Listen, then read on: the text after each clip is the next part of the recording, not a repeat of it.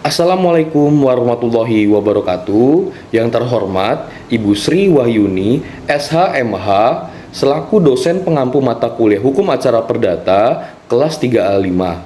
Kami dari kelompok 8 membahas mengenai One Prestasi. Kemudian, izinkan memperkenalkan diri. Nama saya Gantar Agal Ilham Saputra dengan NPM 2022-1011-5227.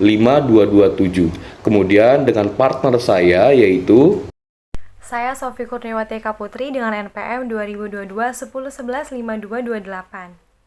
materi pembahasan identitas para pihak. Di sini, saya akan menjelaskan beberapa pihak yang bersangkutan. Dari yang pertama, pihak penggugat yaitu Foni Franciscus, umur 39 tahun, pekerjaan sebagai wira swasta, beralamat di Jalan Ahmad Yani, RT 001 RW 01, Kecamatan Sirimau, Kota Ambon.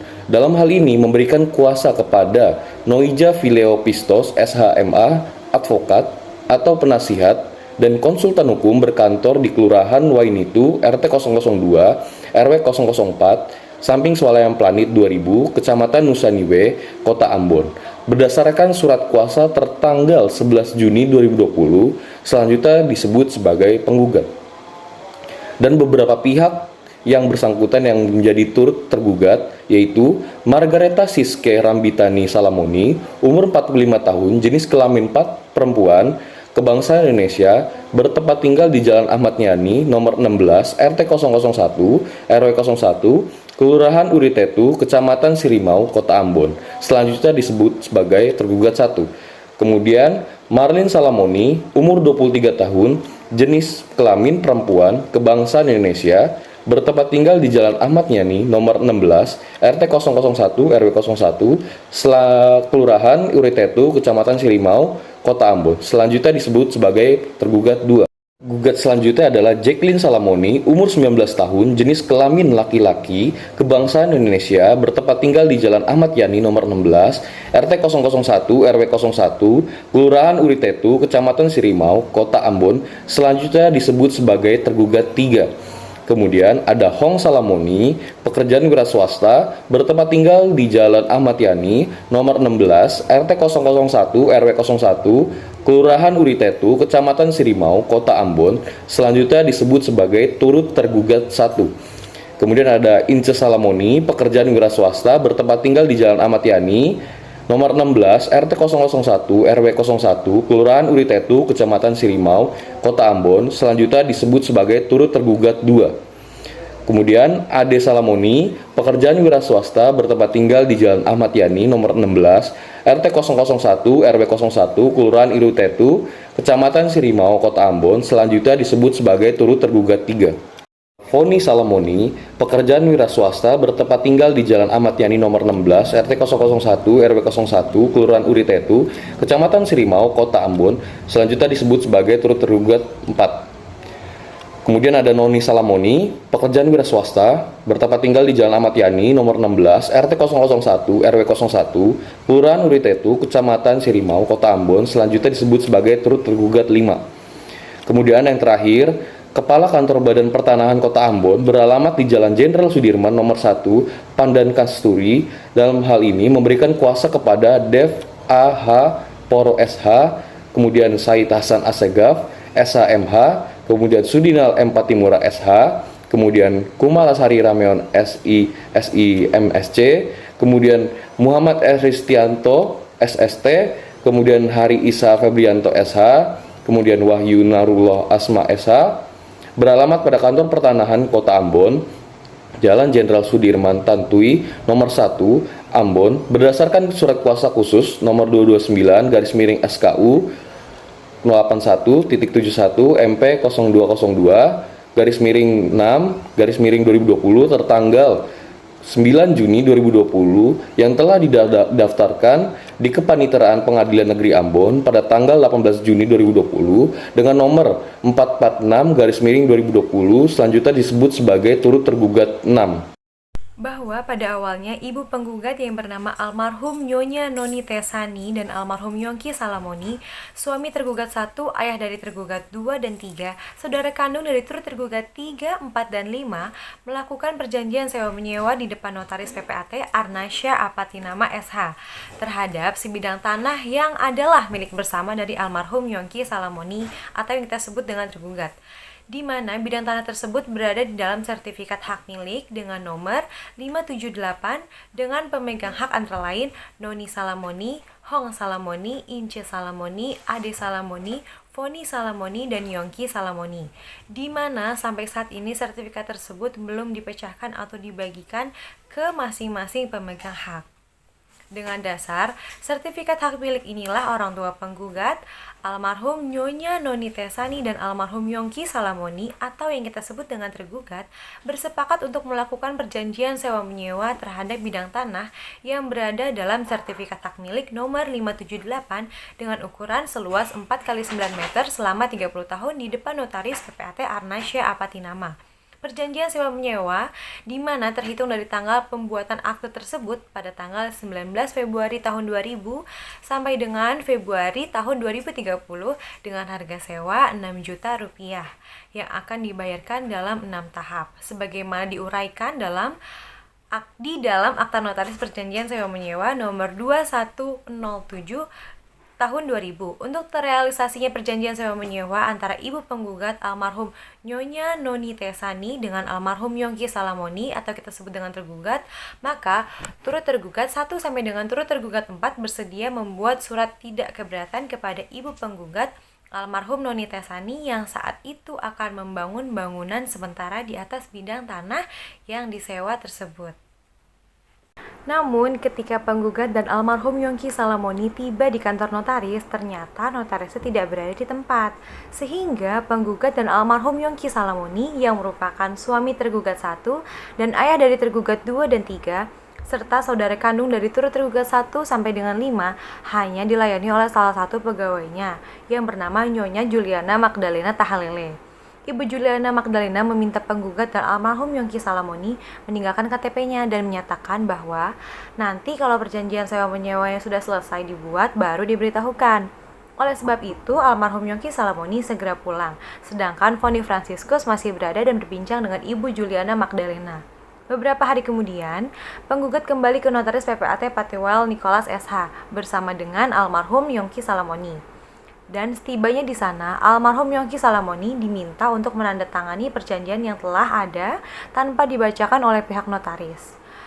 Setelah penggugat dan almarhum Yongki Salamoni menandatangani perjanjian tersebut, almarhum Yongki Salamoni meminta akta yang menjadi miliknya tersebut untuk dibawa pulang. Namun pihak notaris PPAT Patiwal Nicholas SH, yakni Ibu Juliana Magdalena Tahalele, mengatakan bahwa akta belum sempurna. Jika telah sempurna akan diberikan ke masing-masing pihak. Setelah menunggu kurang lebih 2 tahun, almarhum Yongki Salamoni belum juga diberikan akte perjanjian pengikatan jual beli nomor 29 tahun 2008 yang diambil oleh penggugat dari pihak notaris PPAT Patiwal Nicholas SH. Oleh sebab itu, turut tergugat 2 dan turut tergugat 5 secara tegas mengambil langkah untuk meminta pihak notaris untuk bertanggung jawab terhadap akta milik almarhum Yongki Salamoni yang telah diambil sepihak oleh penggugat. Namun, pihak notaris PPAT tidak bisa melakukan apapun dan hanya memberikan salinan akte perjanjian pengikatan jual beli nomor 29 tahun 2008 kepada turut tergugat 2 dan turut tergugat 5. Dari situlah baru almarhum Yongki Salamoni mengetahui bahwa akta yang ditandatangani oleh almarhum Yongki Salamoni bukanlah akta sewa menyewa seperti yang ia kehendaki, melainkan sebuah akta perjanjian pengikatan jual beli. Menyadari adanya kekeliruan yang telah dilakukan oleh notaris PPAT Patiwal Nicholas SH, maka almarhum Yongki Salamoni langsung mendatangi notaris PPAT tersebut dan memintanya untuk membatalkan akte perjanjian pengikatan jual beli tersebut karena sama sekali tidak berkeinginan untuk menjual melainkan hanya menyewakan. Kemudian notaris PPAT Nicholas Patiwal SH berjanji akan membatalkan akte perjanjian pengikatan jual beli yang telah ia buat dengan kekeliruan dan akan menggantikannya dengan perjanjian sewa menyewa. Namun hingga notaris PPAT Nicholas Patiwal SH meninggal dunia, pembatalan akta tersebut tak kunjung dibuatkan oleh Notaris PPAT Patiwal Nicholas SH. Memasuki materi pembahasan putusan pengadilan. Di sini saya akan jelaskan beberapa putusan pengadilan. Yang pertama, bahwa keabsahan pemilikan tanah objek sengketa oleh almarhum Yongki Salamoni dikuatkan adanya putusan Pengadilan Negeri Ambon nomor 71 /PDT G /1993 PN Ambon tanggal 5 Oktober 1993 yang telah berkekuatan hukum tetap dan telah dinyatakan sah dan berharga. Perjanjian sewa menyewa nomor 2.107 /2000 tanggal 19 Februari 2000 serta perjanjian pengikatan jual beli nomor 29 tanggal 12 September 2008 dalam putusan Pengadilan Negeri Ambon nomor 155 /PDTG /2012 PN Ambon telah tanggal 25 Juli 2013 yang telah berkekuatan hukum tetap. Yang kedua, bahwa perjanjian pengikatan jual beli nomor 29 tanggal 12 September 2008 belum selesai dilakukan akte jual beli karena penggugat belum membayar sisa harga tanah sejumlah 22 juta rupiah dikurangkan dengan ongkos-ongkosnya, sedangkan almarhum Yongki Salamoni telah menyerahkan tanah objek sengketa pada penggugat. Yang ketiga, bahwa oleh karena perjanjian pengikatan jual beli nomor 29 tanggal 12 September 2008 dalam pasal 6 alinea 2 telah dicantumkan adanya pelepasan hak dan pemberian kuasa menjual, maka penggugat dapat melaksanakan jual beli antara diri pribadinya dengan pribadi sebagai kuasa dari Yongki Salamoni, maka tidak ada perbuatan wan prestasi yang dilakukan oleh almarhum Yongki Salamoni atau ahli warisnya. Putusan kasasi yaitu mengadili pertama, menolak permohonan kasasi dari pemohon kasasi 1, Foni Franciscus, dan para pemohon kasasi 2, yaitu Margareta Siske Rambitan Salamoni, yang kedua Marlin Salamoni, yang ketiga Jacqueline Salamoni, yang keempat Hong Salamoni, yang kelima Ince Salamoni, yang keenam Ade Salamoni, yang ketujuh Foni Salamoni, dan yang kedelapan Noni Salamoni tersebut. Yang kedua, menghukum para pemohon kasasi 2 untuk membayar biaya perkara dalam tingkat kasasi ini sejumlah Rp500.000. Tergugat Yongki Salamoni dan penggugat Foni Franciscus memiliki sebuah hubungan hukum, yaitu terdapat akte perjanjian pengikatan jual beli nomor 29 tanggal 12 September tahun 2008 antara almarhum Yongki Salamoni dengan Foni Franciscus. Namun, almarhum Yongki Salamoni tidak menepati janjinya sesuai perjanjian pengikatan jual beli nomor 29 tanggal 12 September tahun 2008 antara Yongki Salamoni yang adalah suami dari tergugat 1 dan bapak dari tergugat 2 dan tergugat 3 dengan Foni Franciscus, maka hal ini adalah wan prestasi. Selanjutnya, seperti yang dimuat dalam pasal 1, 2, 3, 4 KUH Perdata, sehingga dinyatakan telah melakukan perbuatan wan prestasi karena sudah termasuk ke dalam sikap yang melanggar wan prestasi, yaitu tidak melaksanakan prestasi sama sekali, melaksanakan tetapi tidak tepat waktu atau terlambat, melaksanakan tetapi tidak seperti yang diperjanjikan, melakukan sesuatu yang menurut perjanjian tidak boleh dilakukannya. Selanjutnya, oleh sebab itu, meskipun permohonan kasasi dari pihak tergugat ditolak, akan tetapi tergugat tetap dikenakan biaya perkara dalam tingkat kasasi ini sejumlah Rp500.000 dan kepada tergugat 1, tergugat 2, dan tergugat 3 untuk menerima uang sejumlah Rp22 juta dari penggugat. Sekian materi pembahasan dari kelompok 8 yaitu mengenai tentang wan prestasi. Kurang lebihnya mohon maaf atas kesalahan kata yang diucapkan.